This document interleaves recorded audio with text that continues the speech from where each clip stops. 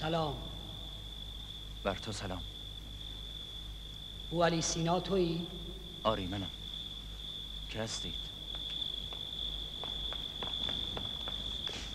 نیم شب چگونه اینجا آمدید؟ چگونه مرا یافتید؟ نباید می آمدم. خوش آمدی. خبری و پیغامی برایت آوردم. پدرت در بستر بیماری است.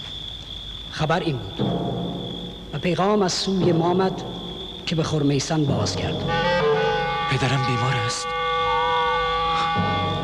چه آبی بر آسمان گذشت.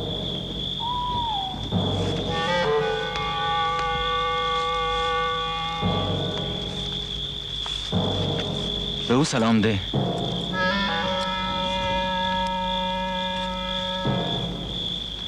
و بگو باز میگردم.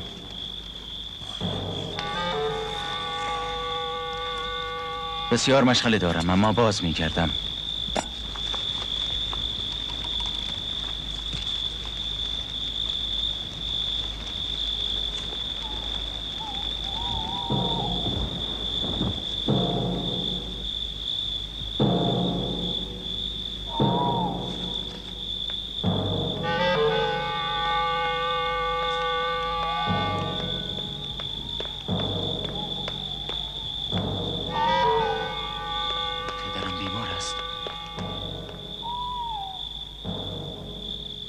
کجا رفتی نیک مرد؟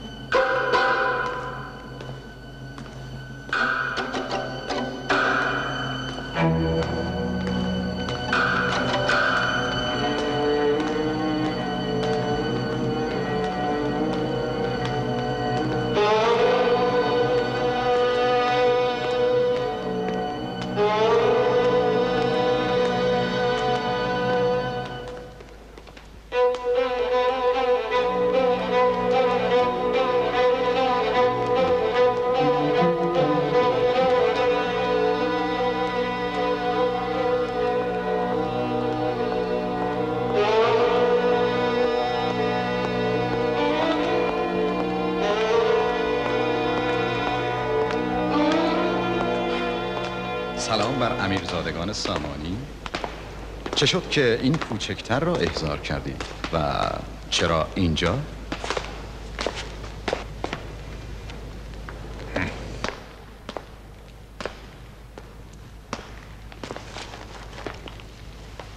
کسی در این اطراف نیست.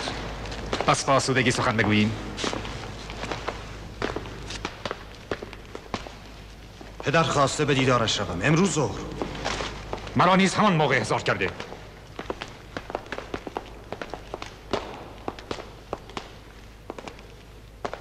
دیدار پدر مغتنم است، خصوص که به میمنت بستر بیماری را ترک گفته. بی پرده سخن بگو. وقت تنگ است و تا نیم روز چندی نمانده. آیا تو را نیز احضار کرده؟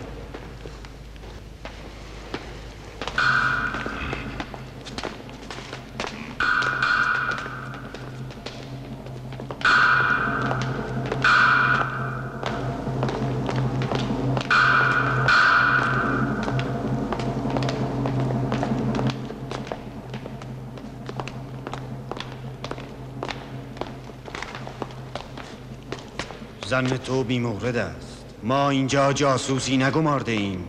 بر من نگیرید. من باید مراقب دشنه های شما دو تن نیست باشم. آیا تو را نیز احضار کرده؟ پس از اذان ظهر.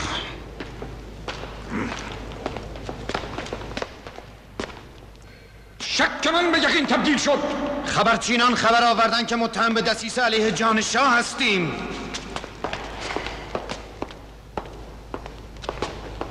چنین اخباری برای من نیز آمده.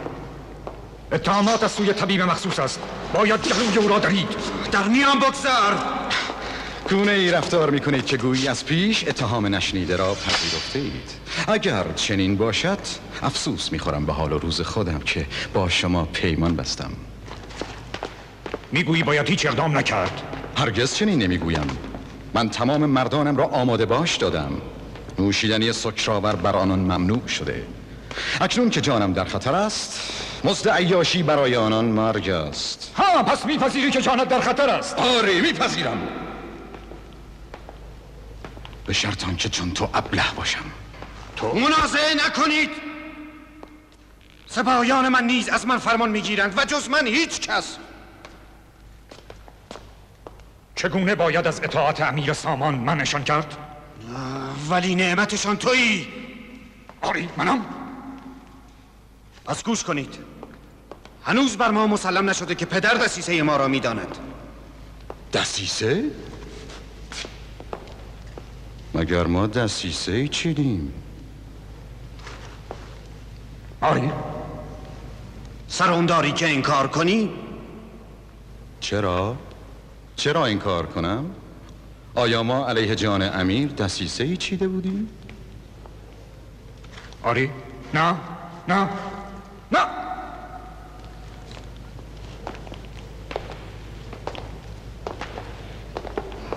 درست است. نه، باید تا آخر انکار کرد. باید به تمامی انکار کرد.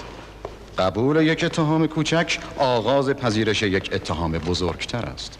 ابتدا فقط میپذیری که از توطئه مطلع بوده ای و دست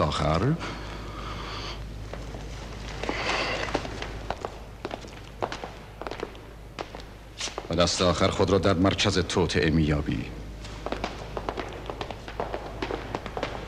ما تو را اینجا خواستیم که بگوییم سالهای ایشان را به حدس و گمان دریابیم و از پیش پاسخها را آماده کنیم که پاسخهایمان مکمل یکدیگر باشد. نه نه، معارض با یکدیگر. به حدس و گمان نمیتوان سوالها را به دقت دانست. پس یک راه میماند. همه چیز را به تمامی انکار میکنیم. پذیرفتم. بدرود.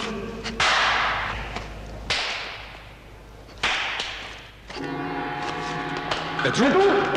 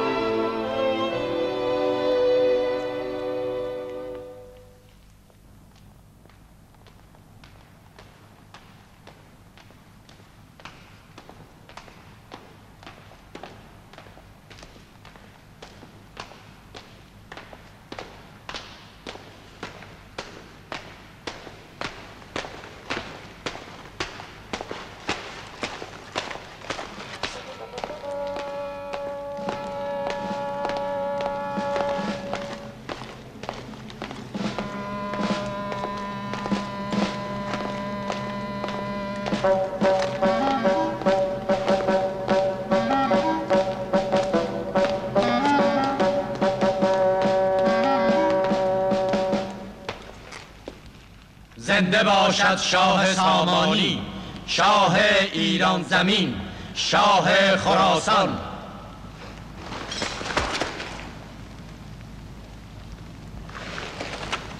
به ما گفتند که شما 2 پیک خاصه از سوی سلطان معظم محمود سلطان ترک هستید. پس برخیزید. همانیم و منت داریم که امیر سامانی ما را بار داد.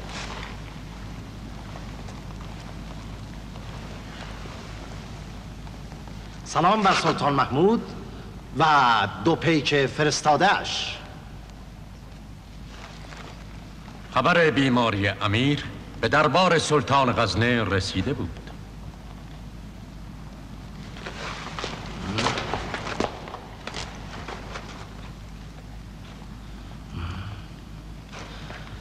پس برای همین ایلک خان سردار غزنه به مرزهای ما تاخته؟ اکنون بسیار خوشنودیم که امیر را سلامت یافته ایم. ما 2 پیک سلام و آشتی هستیم، نه سفیر جنگ.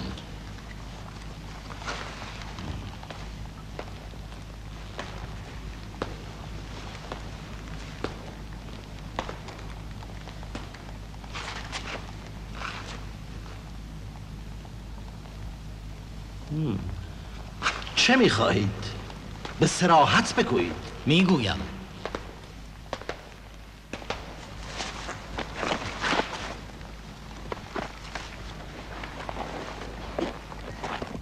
صاحب این نقش را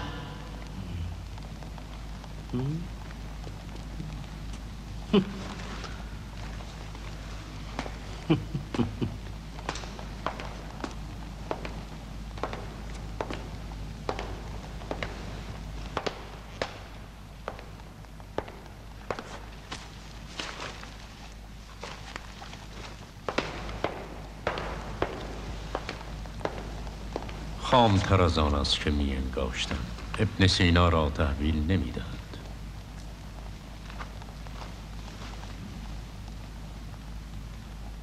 تماما هم عین است. در ازای این چه می دهید؟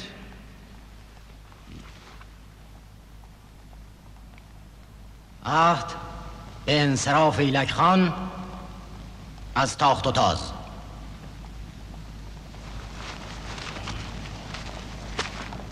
به یاد ندارم ترکان به عهد خود وفا کرده باشند.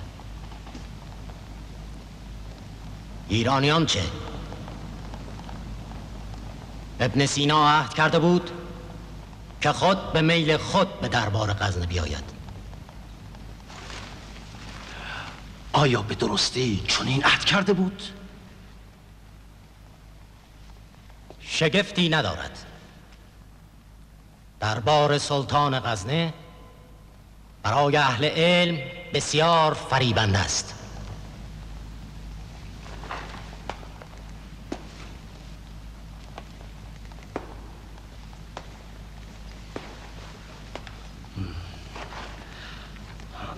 به دیارتان بازگردید.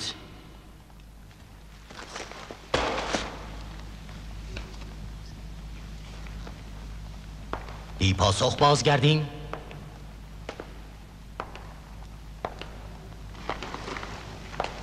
به سلطانتان بگویید ایرانیان شایسته دربار ایرانیانند. اگر ترکان علم میخواهند باید آن را بیندوزند.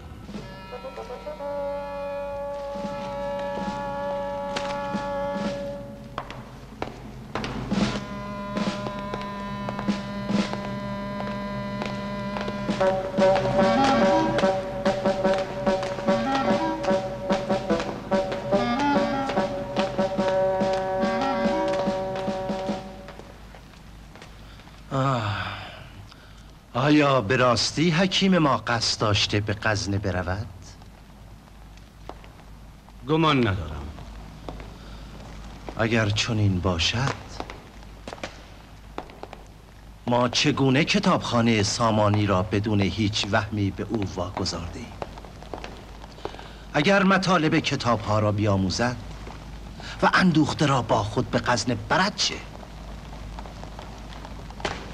ابن عزیز، شما به حکیم اطمینان دارید؟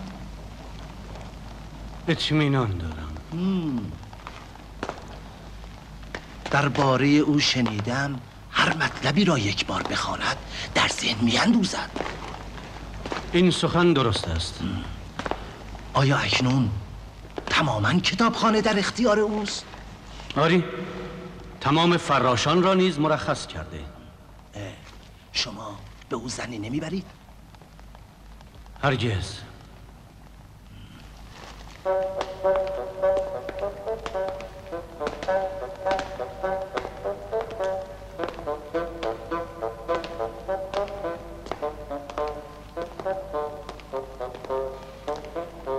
یاد نداریم تا کنون به کسی این چنین اطمینان کرده باشیم.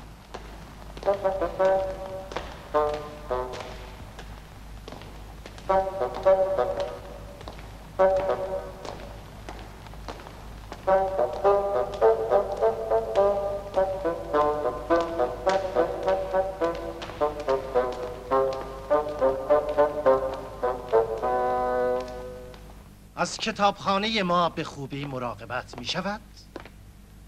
تنها کسی که کلید مخصوص دارد حکیم است. میدانیم افتخار سامانیان به دانش دوستی آنان است. کتابخانه امیر به کتابخانه بغداد پهلو میزند. این راه را به گمانم میشناسم آشناس. زمان کودکی یک بار همراه پدرم به کتابخانه رفتم. امیر تنها یک بار به کتابخانه رفتند؟ آن هم زمان کودکی. بنویسید امروز هم ما یک بار به کتابخانه به دیدار حکیم بوعلی سینا می رویم. میدانی افتخار سامانیان به دانش دوستی آنان است.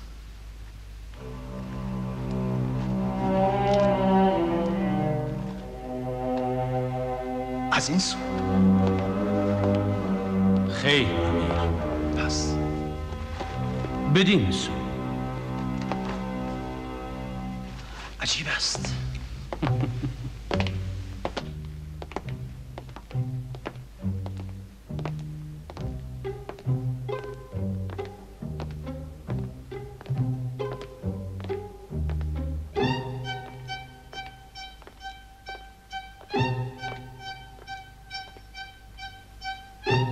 چرا در کتابخانه باز است؟ حکیم بوعلی کلید مخصوص دارد.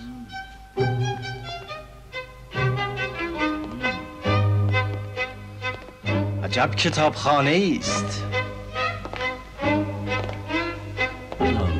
کتابخانه آن سوست و تخت این سو راحت تر است. پس کجاست این حکیم؟ نمیداند ما اینجاییم؟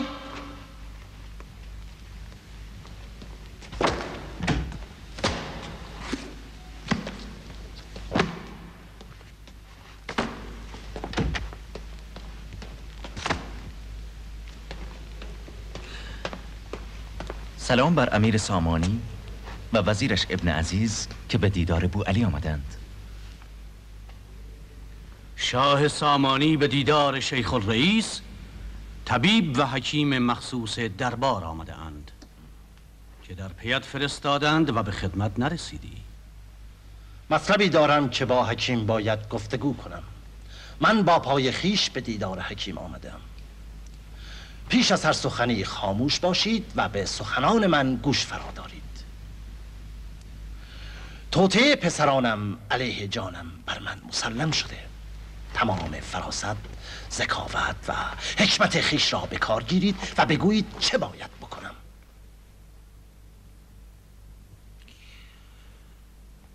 از سوی دیگر منادیان از مرزهای شرقی سامان و مرزبانان آن دیار خبر آوردند که سلطان محمود غزنوی این خلف افراسیاب و گرسیوز به مرزهای ما تاخته و بیم آن می رود که به بخارا نیز بیاید. چه میگفتم؟ راجب مرزبانان و دیار غزنه و تجاوز آشکار سلطان محمود گفتید و راجب فرزندان هیچ نگفتید. پسران من هر کدام سپاهیانی از ایرانیان در اختیار دارند که سربازانی بسیار فرخاش جویند. اگر آنها را سیاست کنم در میان سپاهیان پریشانی و پراکندگی پدید می آید. اکنون چه باید بکنم؟ پرسشی بسیار صریح است و نیازمند پاسخی صریح و قاطع. آنچه حکیم مخصوص بگوید بیکاس اجرا خواهد شد. شاه رایزنان، مشاوران و وزیران دارد. میخواهم تو پاسخ گویی. دانش پژوهی بیش نیستم، مرا با ملکداری کاری نیست. پس دانش تو کی به کار می آید؟ مطلبی دیگر نیز مانده. محمود غزنوی با دوستداران اهل بیت رسول خدا دوستی نمی کند. اگر حکیم در دربار سامان آسوده میزید، در دربار غزنه روی آسایش نخواهد دید. پس هرگز نیندیش که می شود شاه سامان را به سلطان غزنه فروخت. مرا با خرید و فروش نیز کاری نیست، اما میاندیشم که سپاهیان باید فرماندهی واحد داشته باشند، خصوص هنگام جنگ. از میان چند فرمانده امکان سازش یکی با دشمن هست.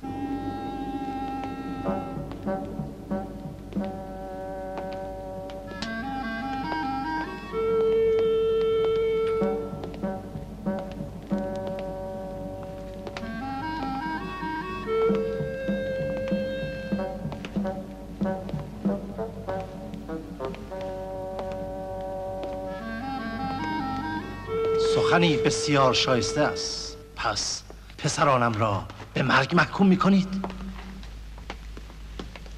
نه. دیگر چرا؟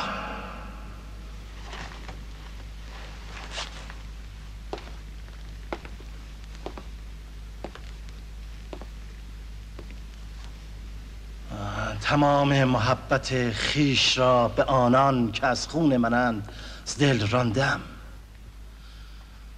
پسرانم برایم چون بیگانگانی دسیس بازند. اکنون چرا؟ که علیه جان شاه توطئه می کنند.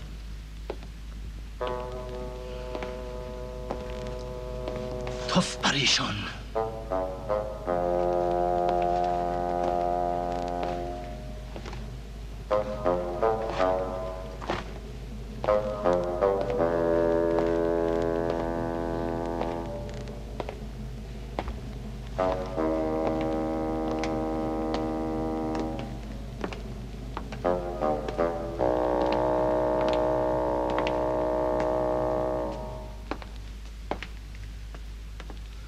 کتابخانه‌ای بزرگ است.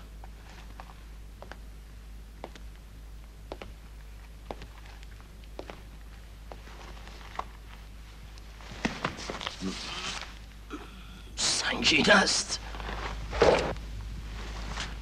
این کتاب ها متعلق به من است.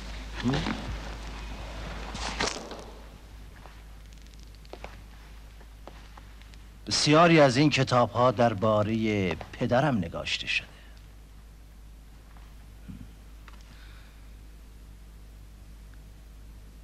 این کتاب ها از فرزندانم برایم عزیزترند.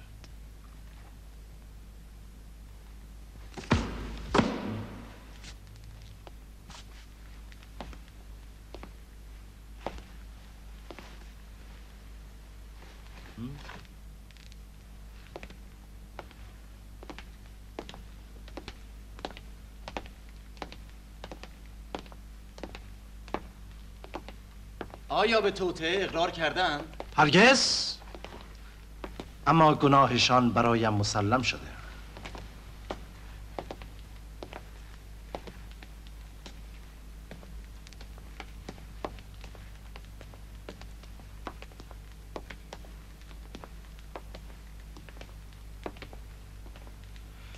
شاهدی بر این مدعا هست؟ هیچ کس.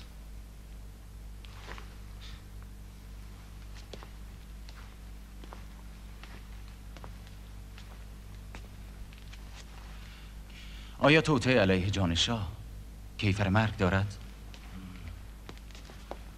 پرسشی بسیار ناشایست است. آری، هیچ قاضی جرأت محکوم کردن شاهزادگان و میرزادگان را به مرگ ندارد. پس از چندی غم فراغت بر پدر مستولی خواهد شد و از مسبب مرگ فرزند نخواهد گذشت.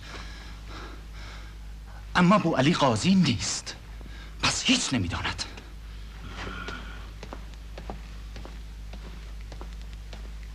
باید بدانی آیا قصد داری مشاعر امیر را میان کوه، میان بیابان و جنگل، میان رودخانه و دشت، میان محبت خونیه به فرزندان و آیین ملکداری سرگردان نمایی؟ باید بدانی این فرمان امیر است. من پاسخی صریح و قاطع میخواهم و تا نیمروز فردا فرصت داری که بیاندیشی و مهیا شوی. اگر نتوانستم مهیا شوم چی؟ آنگاه من به جد میگویم که تو نیز در توطئه دیگری دست داری و آن حمله ایرج خان سردار محمود به مرزهای شرقی است. دو پیک از جانب محمود به دیدارت آمدند. خبر بیماری پدرت را نیز آوردند. چه ارتباطی میان تو، محمود و ایرج خان است؟ برویم.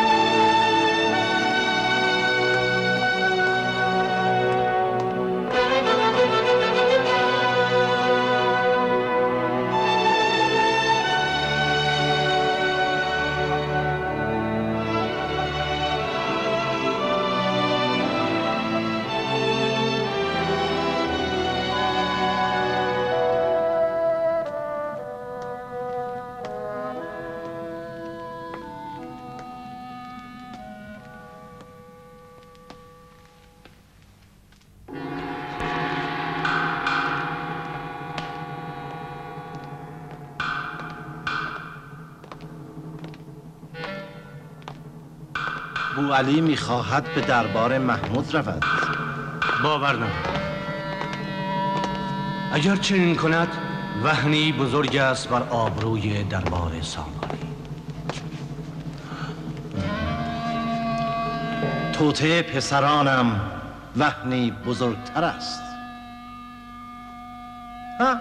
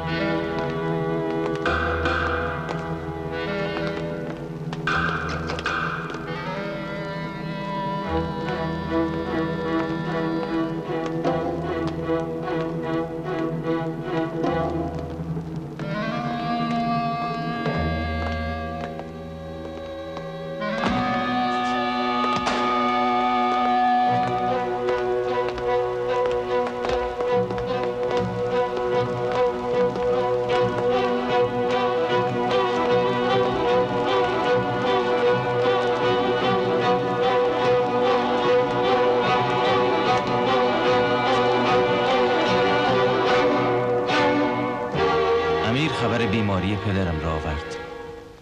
میرزادگان چه اخبار آوردند؟ سلطان محمود با لشکریان به سمت این دیار می آیند. این خبر را نیز شنیدم. تو شاه را به کشتن ما تشویق کرده ای. برای چه؟ چنین نیست. پس چرا امیر به دیدار تو آمد؟ چرا میرزادگان به دیدن من آمدند؟ به دلیل سعایت باید تاوان پس بدهی. مگر آنکه شاه فرتوت را رها کنی و به شاهزادگان برومند بپیوندی. محمود غزنوی نیز به ما خواهد پیوست. همکنون با دو پیکی که در پیت آمدند نزد محمود برو و بیعت ما را به او برسان. ما را در قصر محصور کردند و اجازه خروج نمیدند.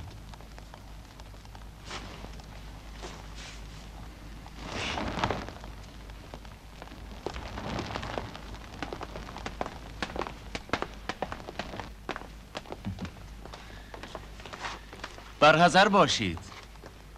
اگر محمود دشمن را بکشد، دشمن بچگان را زنده نمیگذارد. پیش از تو پیکی برای محمود فرستاده ایم، اما این فرصت به تو نیز داده می شود که زندگی خیش را بیابی.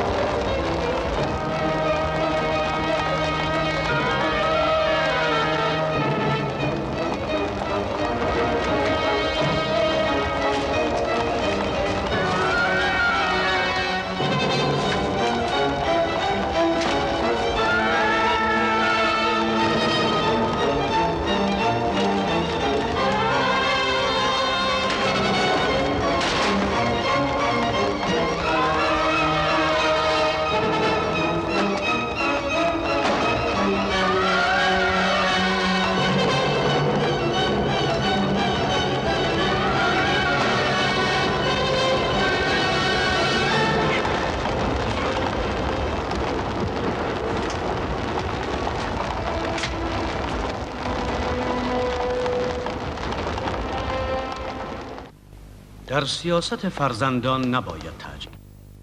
ممکن است پشیمانی به بار بیاورد. هر سو علیه ما توطئه می کنند. آیا به راستی مرزبانان ما نمی توانند در مقابل ایلک خان بایستند؟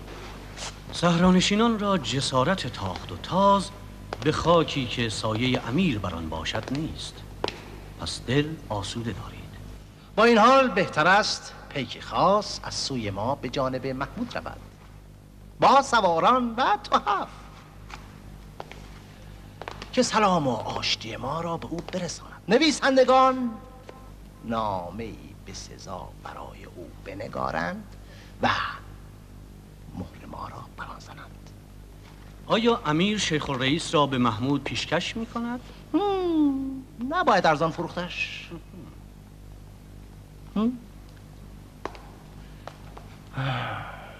قبل از نیمروز افکار مرا بیاورید.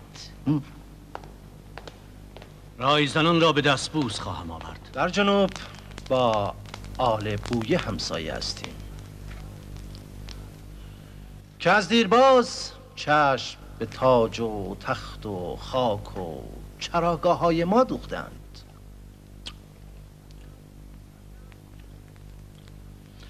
در شرق ایلک خان امیری از جانب سلطان محمود غزنوی به پشتوانه او در کاشغر و ختن و بلاساغون و مرزهای شرقی دیار سامان تاخت و تاز می کند.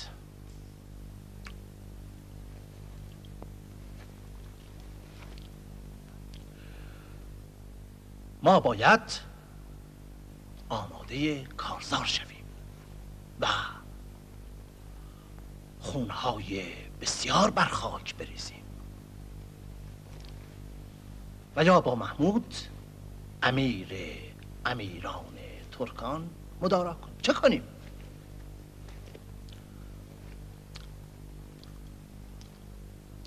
میاندیشم باید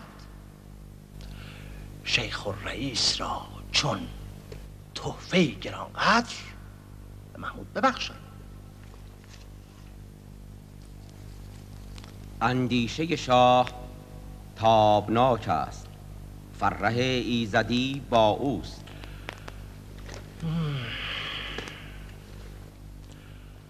در این وانفسا پسرانم بر من شوریدند.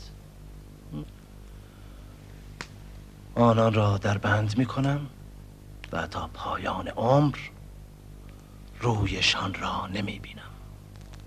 اندیشه شاه تابناک است، فرح ایزدی با اوست.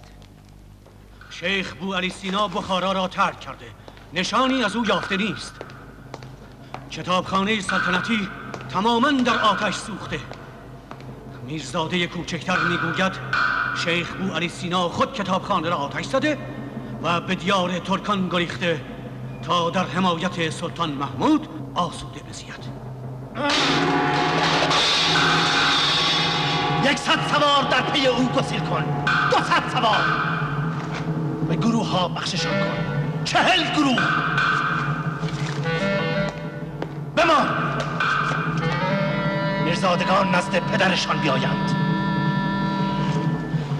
وقت با ما یار بود، فرزندانمان را سیاست نکردیم. ابن عزیز، بو علی سینا را از تو میخواهم. برو.